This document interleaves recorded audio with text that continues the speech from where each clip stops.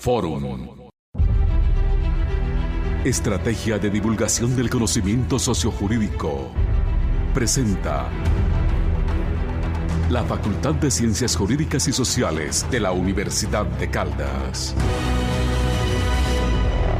Bienvenidos. Continuamos dialogando con el profesor Mario Hernán López acerca de la paz. Abordaremos los temas del plebiscito y los alcances del acuerdo de paz. Profe, estamos en tiempos de argumentos y en este momento hay argumentos decisivos que se van a concretar el 2 de octubre con el plebiscito. Escuchamos argumentos en los medios por el sí y por el no, pero ahora yo quisiera que usted nos contara qué argumentos podríamos tomar para poder votar por el sí y por el no, argumentos contundentes. Bueno, yo voy a votar por el sí y voy a primero hablar de las razones por las cuales el 2 de octubre votaré por el sí. Y luego quizá pueda señalar lo que es como el conjunto de las expresiones conocidas del no. A ver, ¿por qué votar por el sí? Primero porque la sociedad colombiana desde el siglo XIX y hacia atrás ha tenido un continuo de violencias. Es una práctica que se ha instalado en nosotros, en la sociedad, y que no ha permitido que en el lugar de la guerra, en el lugar de la destrucción, aflore o emerja una experiencia política fundamentada en la razón o en el diálogo. Entonces los colombianos, incluso por fuera, somos reconocidos o vistos o mirados como una sociedad que no ha permitido que la política se exprese. En ese sentido, este acuerdo que se acaba de firmar entre Iván Márquez y Humberto de la Calle inicialmente, es una restitución de una pequeña confianza en la capacidad de la política. Eso es un primer argumento. La segunda cuestión, para votar, a mi modo de ver, por el sí, tiene que ver con el hecho de que las generaciones presentes, ustedes, los jóvenes y futuras, pues merecen vivir un país distinto. Porque es que las violencias son necesarias para que los autoritarismos se expresen, surjan. Entonces, si acabamos con las violencias, pues vamos a tener la posibilidad de una vida política más pluralista. En tercer lugar, yo creo que ya como de cara a los acuerdos, en ellos hay contenidos que son de absoluta importancia y urgencia en Colombia. Por ejemplo, en el tema de tierras. La concentración de la tierra en Colombia es una de las más pavorosas del mundo. Hay que generar un conjunto de políticas para el desarrollo rural que le permitan a los campesinos vivir en condiciones dignas y no tener que apelar a los cultivos de uso ilícito, aunque en eso habrá que hacer una tarea también de transformación de las visiones institucionales. En materia de participación política y de la vida democrática, el país necesita una mayor garantía para la expresión del pluralismo, de la diversidad de opiniones. El mismo acuerdo expresa, por ejemplo, una orientación única, se ha dicho, en el mundo, hacia las víctimas. Y al mismo tiempo, esto ha convocado a la comunidad internacional, que como creo que todos lo percibimos, desde afuera la gente está diciendo Colombia va a ser capaz de construir un proyecto distinto. Entonces, en el plano de la vida política, en el plano de las reformas necesarias, en el plano de las generaciones y la importancia de vivir una experiencia más basada en la solidaridad y en la convivencia que en las violencias, se puede encontrar justificaciones para el sí. Creo que este es un paso para una paz política. Ojalá otros sectores armados como el ELN se sumen para que vayamos haciendo cada vez una paz mayor. Pero por supuesto genera unos retos enormes. Cuando uno lee los documentos de las experiencias de otros países que han buscado salidas políticas, salidas negociadas a sus conflictos armados internos, encuentra que lo que pasa después del acuerdo es de un reto colosal. ¿Qué va a pasar con los que se nieguen a vincularse? ¿Qué va a pasar con las armas? ¿Qué va a pasar con las disputas en los territorios donde hay otros actores armados que van a llegar? Ahí hay cosas de marca mayor. ¿Qué es lo que ha pasado con el no? En principio me parece que los sectores que han sido críticos al acuerdo no son sectores monolíticos. Uno encuentra en las conversaciones que hay gente que dice no porque me parece que la impunidad. Otros dicen no porque hay demasiadas concesiones en materia económica. Otros dicen no, porque esto es la llegada del castrochavismo. Hay una gama de opiniones allí. Pero creo que la oposición en estos 4 años, casi 5 años, bueno, en estos días el presidente Santos habló de 5 años y medio, incluyendo la fase discreta o secreta. Los que han sido sistemáticamente opositores han cumplido un papel importante, y es el de, por ejemplo, no permitir a través de la crítica que se cruzaran lo que se llamaron las líneas rojas, que no se negociaran, por ejemplo, temas en términos de la imposición del socialismo castrochavista. Allí hubo una opinión crítica que siempre puso alertas. Quizá lo criticable de eso es que el argumento se volvió ya un argumento más bien enfocado a sembrar el miedo. Creo también que era necesario, como en las democracias liberales debe ocurrir, o puede ocurrir, que alguien o algunos lideraran los opositores. Y en ese sentido, ellos han cumplido una tarea política. Pero mi crítica no hoy está centrada quizá en que hay una insistencia en no aceptar la justicia transicional. Y como dicen estos documentos, algunos de estos documentos que analizan el acuerdo, si no existiera en el marco jurídico internacional la justicia transicional, no sería posible terminar la guerra, porque es que los combatientes salen de allí, pero deben salir, digamos, en función de unas condiciones excepcionales del derecho penal, o si no, no sería posible el diálogo, no serían posibles los acuerdos. Entonces, esa insistente, persistente crítica del no a la justicia transicional, creo que no siembra buenos vientos. Posiblemente eso lo que esté en el fondo es alimentando nuevos odios, y de eso nos tenemos que cuidar poderosamente, porque resultaría no solamente paradójico, sino prácticamente rocambolesco, estrambótico si se quiere, que en función de la paz este país siembre nuevas divisiones profundas. Quisiéramos que nos ayudara a hacer como la identificación de los principales tópicos de los acuerdos para la terminación de la guerra, para la paz duradera o estable que se ha postulado y se le quiere preguntar al pueblo colombiano, porque digamos que en este momento los ciudadanos pueden estar como en dos mundos.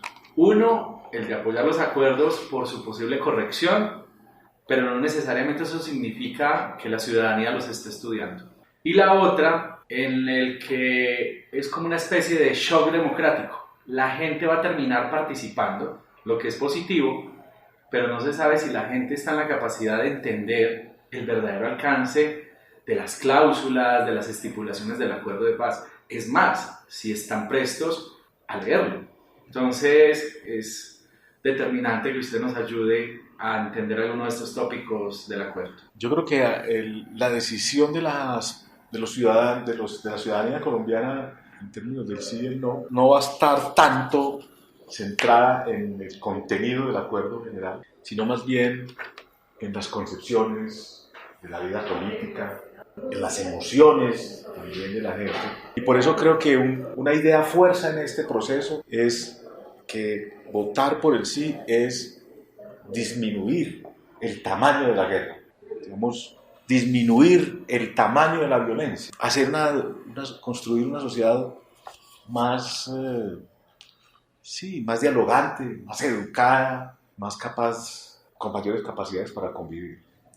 Y yo creo que ya si uno entra a mirar los 6 puntos del acuerdo para terminar la guerra, pues va a encontrar que ese es como el propósito central de esto. El acuerdo es de complejísima lectura, no solamente por la diversidad de temas que toca, la densidad que a veces alcanza, el lenguaje técnico que por ocasiones no permiten que uno pueda comprender cabalmente si no está cercano a esas cuestiones, lo exhaustivo que resulta leer las 297 páginas o las versiones resumidas con letras infames que circulan en la prensa, sino porque también creo que supone un tipo de comprensión sobre lo que significa el desarrollo. Hay que tener también comprensiones previas sobre las condiciones del agro, de la vida política. Entonces es un trabajo que hay que hacer con detalle, ¿cierto? Incluso es un trabajo como de corte académico. Por eso creo que en general la sociedad colombiana no va a votar sustentada en una lectura detenida esto. ¿Qué contiene? Primero, el tema de tierras. Segundo, la cuestión de la participación política. Tercero, la cuestión de víctimas. Cuarto, el asunto de los cultivos de uso ilícito. Quinto, el fin de la guerra. Y por último, lo que son como los sistemas de monitoreo, de verificación, de seguimiento al cumplimiento de los acuerdos. En materia de tierras, pues el punto de partida, el centro de la cuestión, dice el documento, es la economía campesina. Y para que eso, activar la vida campesina, y para que eso ocurra, entonces se establecen como unas estrategias que tendrán que volverse instrumentos legales, leyes, decretos y políticas públicas, y programas y proyectos específicos de las instituciones, que es donde está el reto mayor de esto. Bancos de tierras, programas de desarrollo rural, digamos que todo un proceso de creaciones de infraestructuras, una muy centrada tarea en las dinámicas territoriales, sobre la base de que el conflicto armado en Colombia tiene diferencias territoriales. Yo creo que ese es como el centro del primer punto, con la consideración previa de que en Colombia el tema de la tierra y el conflicto agrario ha sido un punto explicativo del conflicto armado. Y también bajo la consideración de que en sus orígenes y en sus propósitos las FARC han reivindicado el tema de la tierra y el tema campesino. En materia de participación política hay muchísimas cosas que van desde el fortalecimiento de las veedurías ciudadanas, la activación, animación de la vida política, utilizando diferentes tipos de acciones, por ejemplo la cedulación, o ampliar la capacidad de incidencia de las comunidades y representaciones locales en los consejos territoriales de planeación. Esa activación de la vida política implica también unas garantías para que las FARC puedan hacer política. Entonces se crean también allí unos mecanismos para que ellos puedan hacerlo. Las seguridades que acompañan o que deben acompañar a estas personas que van a salir de la guerra para llegar a la vida política, y también a quienes estando en la vida, en la democracia, digamos, han sido perseguidos por sus opiniones, de manera que allí hay unas apuestas poderosas en materia educativa para que la sociedad colombiana sea más comprensiva y más pluralista.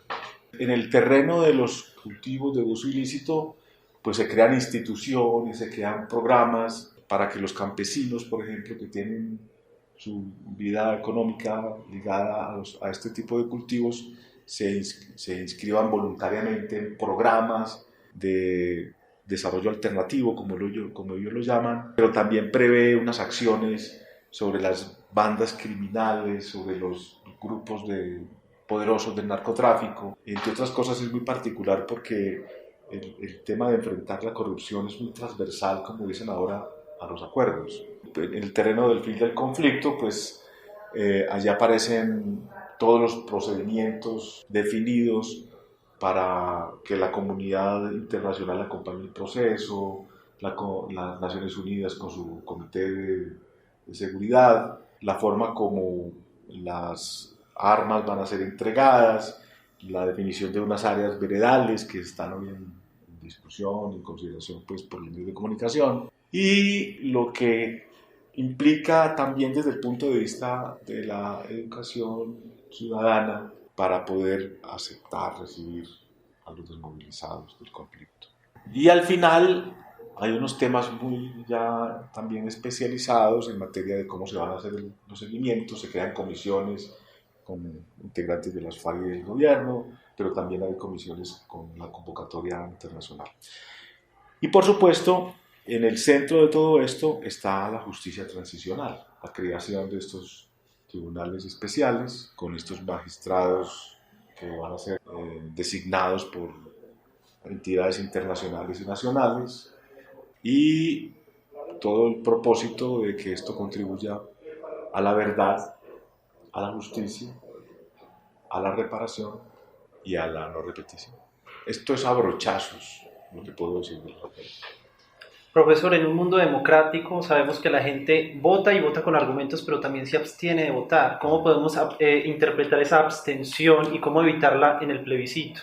Mire, yo creo que una de las razones por las cuales la gente puede abstenerse es porque en su mundo considere que el conflicto armado es algo distante.